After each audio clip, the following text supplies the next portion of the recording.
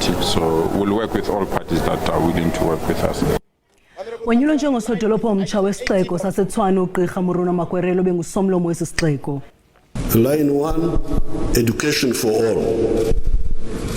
And I want to congratulate ANC. I'm told that you are educating all these South Africans, giving them a modern education. Umongameli Yoweri Museveni ukutyelelo kweli. Do what we can and what is humanly possible to make sure that we win every game.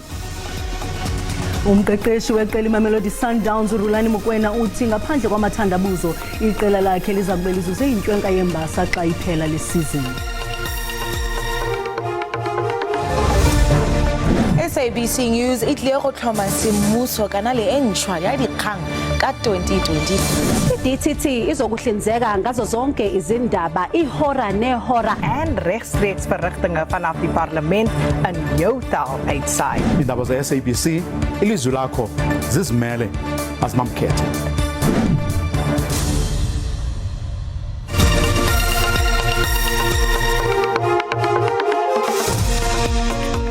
Molweni makhaya samkele nababukeli kwijelo iDTT nakuvimbwa ngokuhlwanje. Wenyulwe njengosodolophu omtsha wesixeko saseTshwane uGqirha Moruna Makwerelo obengusomlomo wesi sixeko loceba ekuphela kwakhe weqela leCOPE kweli bhunga lamasipala ufumene ivoti eziyi-112 kweziyi-101 zobe sakuba lilungu lepalamente le-DA umnumzana Celia Spring. Unyulo likasodolophu eTshwane lulandela ukulahla komnumzana Randall Williams we-DA kwiveki ezimbili ezidlulileyo. Abagqatswa namhlanje bikuphela kwabo umnumzana Brink we-DA kunye noGqirha Makwerelo ogama lakhe liphakanyiswe yi-ATM ixhaswa yi-EFF kunye ne-ANC. We said it and people didn't believe us that we are not obsessed with power. We are forming a government of local unity, so we'll work with all parties that are willing to work with us. And whoever leads, we don't say we're a bigger party and therefore we must lead at all costs. I mean, we've got lots and lots of work to reposition and rebuild the African National Congress. So if other parties can run in the meantime while we're strengthening the African National Congress, so be it. So we are quite excited that we have another party that is willing to lead the government of local unity. And we'll give that government of local unity the support that it deserves. Ukonyulwa kukaGqirha Makwerelo kothuse inhlanganisela kwekhelo iDA ebiye konyulo izijembile ngokuba nesininzi soceba kodwa ivoti eyimfihlo ihlala indaba yakwamkhozi. Umongameli Cyril Ramaphosa umemelelo webasakuba ingqonyela yakwa-Eskom uAndre Derete ukuba aye kwi-arhente zomthetho malunga norhwaphilizo athi luyaqhuba kule nkampani. Umongameli uqhube ngelithi uxhalabile ngezityholo ezidandalaziswe ngulo kaDerete. Ramaphosa besingathi umongameli wase-Uganda umnumzana Yoweri Museveni ePitoli namhlanje.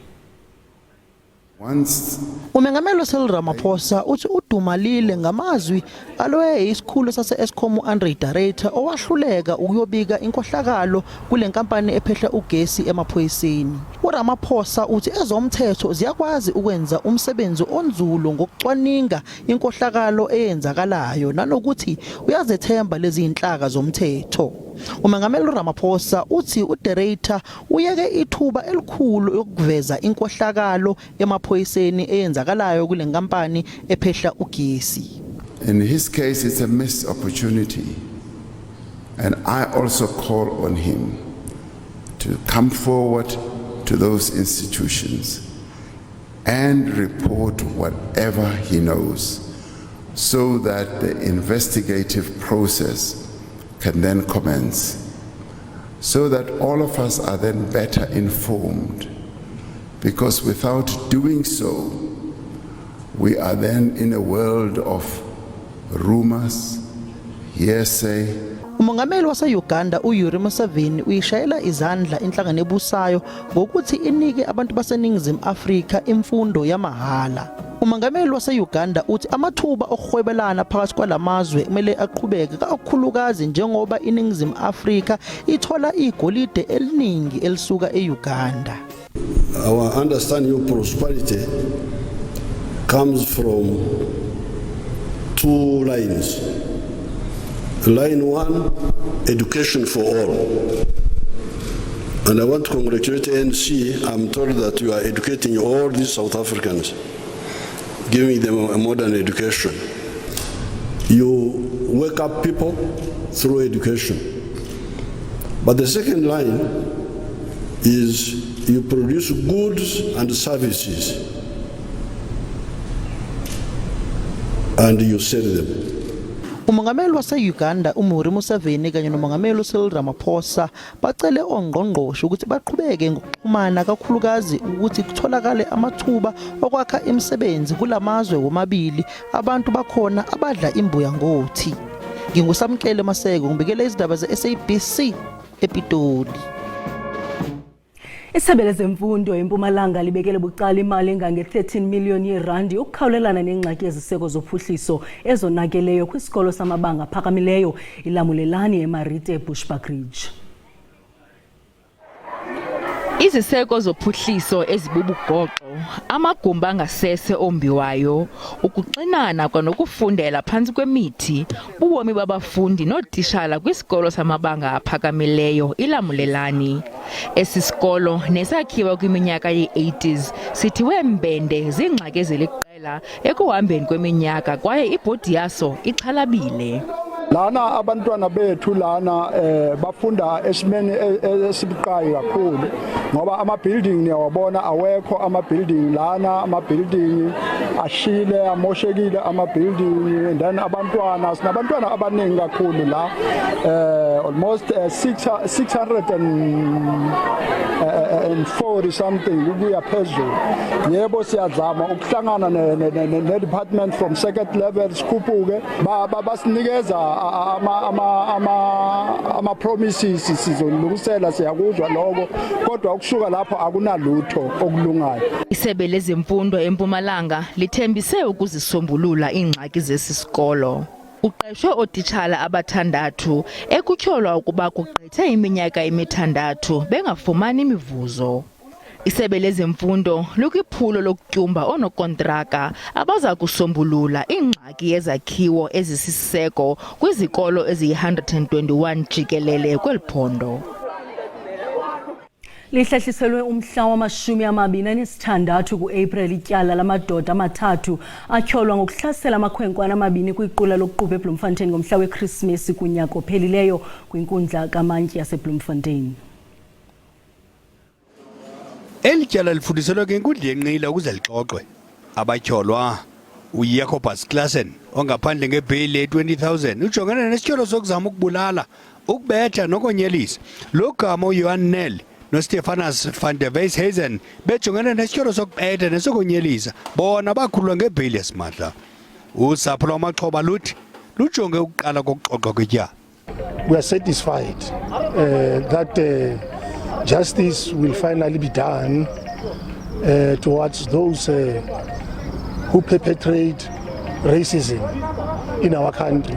Amaqela ezopolitiko besadule ecula ingoma enye yokuba phantsi ngobuhlanga. Kulindeleke ukuba okwenzekayo ngomhla wesiganeko kuthandalaliswe enkundleni ngomhla wama-26 ku-April kwinkundla yenqila eBloemfontein. Iqela I-EFF lithowona mngeni mkhulu lijongene nawo yakuba kuxhuzula iintambo zolawulo njengoko eliqela lingazange lakhe lakulawulo ukufumana amava. Inkokheli yeqela umnumzana Julius Maleme bethetha namaziko eendaba ngethuba iqela lakhe beliphehlelela imibhiyozo yalo yokufinca iminyaka elishumi lasekwayo. Eli qela liza kudibanisa ishumi leminyaka ngoJulayi. Kwakulapha kwiminyaka elishumi eyadlulayo babebambe inkomfa yabo yamazibulo nabamajelo eendaba njengeqela. Namhlanje I-EFF sele ibhalise amalungu ayo aqabele kwizigidi. Ukuzikhumbuza iphinda ibuyela apho yaqala khona. Kungoku nje iqela ligxeleshe ukuxhuzula intambo eburhulumenteni kodwa lazi mhlophe ukuba iza kuba ngamajingikhe ukufikelela apho. The growth of the party, it's a continuous work that cannot be concluded anytime soon. It's permanent. So to grow it from strength to strength really depends on its continuous groundwork. Iqela libhiyozela ishumi leminyaka lasekwayo lithi lincwase ukukhula nangakumbi kwaye eliqela lithi lizimisele kusiphula nengcambu urhwaphilizo. Corruption is not punishable in South Africa. Corruption has got eyes, Corruption is prosecution of corruption has got eyes and is selective. You ought to punish corruption. That's how the Chinese got it right. You are not going to get it right if there are not going to be special courts like the 2010 special courts that are going to be exclusively for corruption, speedily and decisively. You do that within a short space of time. A lot of these people who want to commit corruption in society, they will know that corruption is punishable. Mnumzana Malema ukwagxibhe umongameli Cyril Ramaphosa ngelithi makalahle esikhundleni kuba inhliziyo yakhe ayisekho ekwenzeni umsebenzi njengomongameli welizwe. Amafama kwingingqi yaseminga iMalamulele Limpopo athi ibholo lokuba imfuyo laseMozambique libuya liquqelele kubeni inkomo zawo. Amafama athi lamasela ayazalusa inkomo azinqumlise kumyezo wezilwanyana iKruger National Park ngenyawo. Kwiveke ezimbalwa ezidlulileyo amagosa ngaphakathi kulomyezo abambe iqela lamadoda awayesalusa inkomo eziseMozambique ukusuka kwingingqi yaseMalamulele. Imadiyani ilali yokugqibela kude kufuphi nomyezo wezilwanyana iKruger National Park xa usebenzisa isango iPhunda Maria Gate. Lo myezo ukumda ophakathi koMzantsi Afrika kunye neMozambique. Amafama abala ilahleko abajongene nayo ngenxa yomkhwa othendi wokubiwa kwenkomo ezingaphaya kwekhulu kwingingqi yaseminga ukususela kulonyaka uphelileyo. Ushirele Chauke ulahlekelwe zinkomo ezili-15 ukususela ngonyaka ka-2021. I got 3 children. Nabantwana abathathu befunda kwisikolo samabanga aphezulu nekufuneke ukuba baphume esikolweni ngenxa yokuba andinanto esandleni. Namanye amafama akhale esimantshiyane emva kokubelwa imfuyo yawo. Inkokheli zoluntu zithi le ngxaki iqhoka uqoqosho lwale lali kuba baxhomekeke kwimfuyo ukuze babe nento esiwa phantsi kwempumlo. They are not helping us, you see, because we are crying. Asifumani ncedo ndawo kwa amapolisa awasincedi nganto. iKruger National Park ithi yenza konke okusemandleni ukuthintela izikrelemnqa zinganqumli kulo myezo. Generally between 4 and 8 cattle moving with people can't go there without leaving some sign. So our rangers are very good at picking up sign. Igqiza elijongene nale nyewe yokubiwa kwemfuyo lithi lizamile ukuthetha neziphathamandla zaseMozambique ukuba kubanjiswane ekulweni lomkhwa kodwa inzame zabo ziwele phantsi.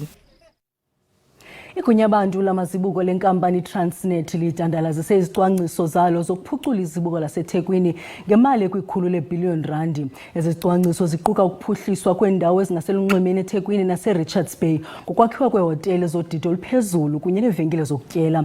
Kulindeleka ukuba esi sicwangciso siphunyezwe rhoqo ngonyaka kule minyaka eli-15 izayo.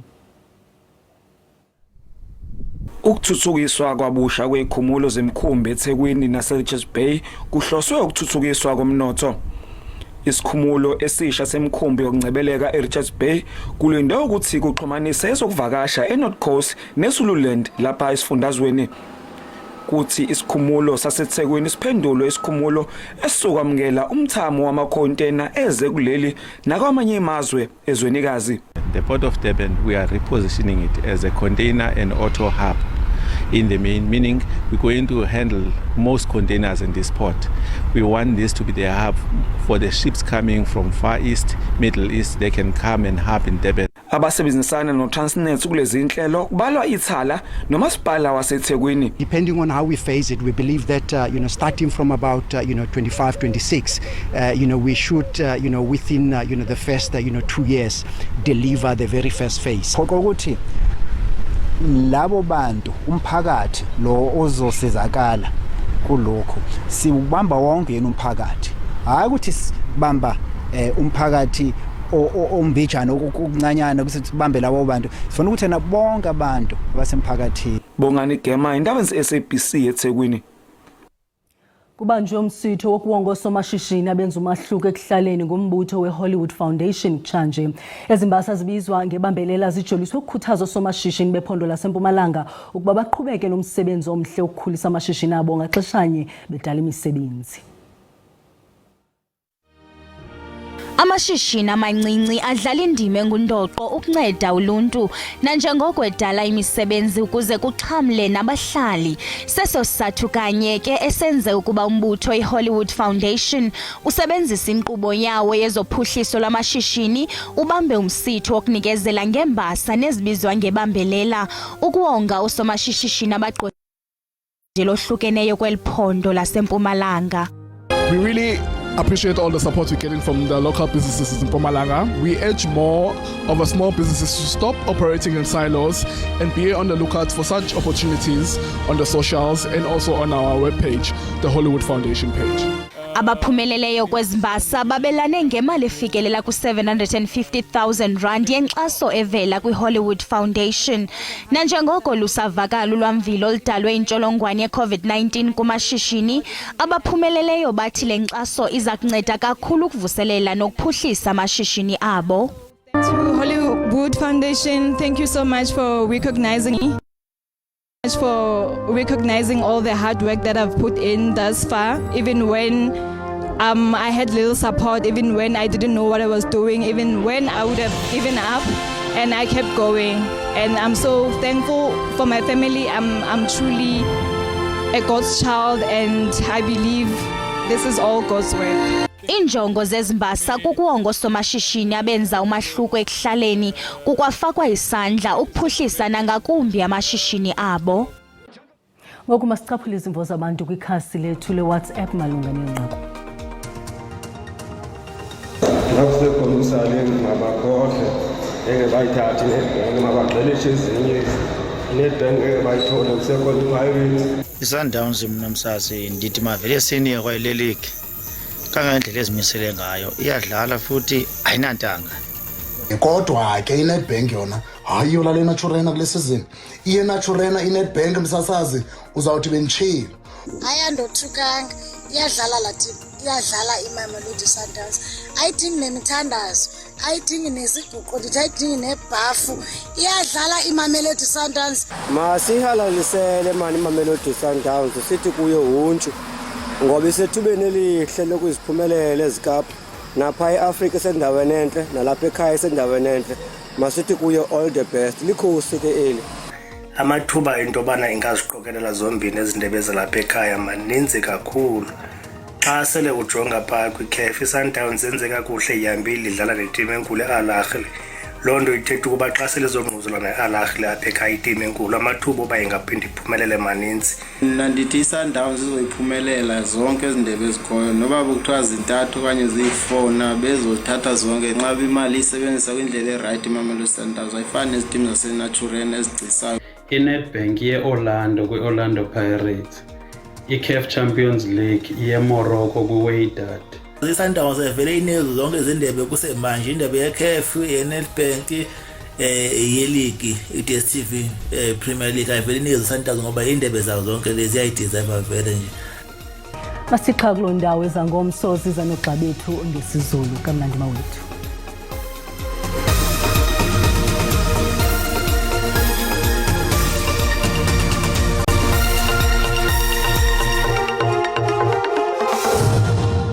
Molweni mawethu ngicela sikhongozele nalo uqikelelo lwemozulu sijongeke uba izinto ziminjani na ngokuhlwanje. Engokuhlwanje mbukeli ndingatsho ndithi noko athanda mahle kakhulu amathuba emvula alindelekileyo phaa kwelaphondo laseLimpopo ngokunjalo naseMpumalanga. Kanti ke la mathuba athande uba mahle kakhulu alindelekile nditshona ngomso mbukeli njengoba sibona imvula engamandla ilindelekile phaya eLimpopo ngokunjalo naseMpumalanga. Basho into yoba amaqondo okutshisa wona asibeka phina. Ndingatsho mbukeli ndithi noko kuthanda ufudumala phantsi kulo lonke ilizwe amaqondo abetha phaya ku40 eUppington. Kanti ke kwindawo ezininzi ezisentshona nakhona siyabona into bakuthande ukufudumala kakhulu. Kanti ke nakwimimandla esempuma nakhona ndingatsho mbukeli ndithi kufudumele jonga nje Carltonville silindele u31 ngelixa eRhawutini ngu29 napha eSprings silindele u29 phaya eLimpopo mbukeli ngu35 olindelekileyo phaya eLiphalale ngelixa engamashumi 30 ePulukwane ngu32 eMusina kanti ke u33 eGiyani phaa eMpumalanga Mbukeli lindela u29 ukuba usesekhunda ngokunjalo nase-Emelo zathathisa amaqondo ngo33 phaya esikhukhuza. Kanti ke xa hlabula mgama sijonga KwaZulu Natal lithande ukufudumala izulu kwelaphondo Mbukela amaqondo abetha ku27 eMnambithi ngokunjalo napha eThekwini. Kanti ke ngu28 Olundi naphaya Kompange neMpuma Koloni, ngu30 pha eKaladokhwe ngokunjalo naseRhafu. Kanti ke ngu27 omhle pha eSomerset East ngelixa silindele u26 eQonce. eWestern Cape Mbukeni ndingatsho ndithi uthanda ufudumala kakhulu eVostile ngo35 ngokunjalo naphaya koClan William. Kanti ke ngu33 pha eTsolweni ngelixa silindele u31 eBhobhofolo eNorthern Cape, ngu32 eCalvinia, fudumele eCarnarvon ngo35 ngokunjalo napha eKorumani 33 eTyala. Kanti ke phaya kwelaphondo laseFreystata silindele u31 eKroonstad ngelixa ngu32 pha eVelkom, ngu30 eSasolburg. Kamnandi mawethu.